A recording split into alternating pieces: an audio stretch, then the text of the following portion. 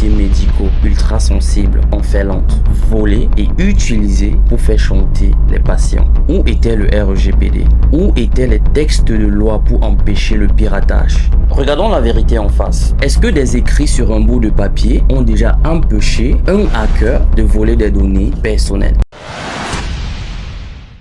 Qui est réellement censé protéger nos données à caractère personnel? Le RGPD, les gouvernements, les autorités compétentes de la protection des données ou alors les géants de la technologie. La plupart des gens pensent que des lois comme le RGPD en Europe, la loi sur la protection des renseignements personnels au Canada, sont des lois qui existent pour protéger leurs données personnelles. Sauf que la loi, c'est simplement un texte écrit sur un bout de papier. Et de toi à moi, est-ce que des écrits sur un bout de papier ont déjà empêché un hacker de voler des données personnelles? Parlons un instant de ce qui s'est passé en 2020 en Finlande avec l'affaire Vastaamo. Cette clinique de psychothérapie victime de piratage massif de données avec près de 40 000 dossiers médicaux ultra sensibles volés et utilisés pour faire chanter les patients.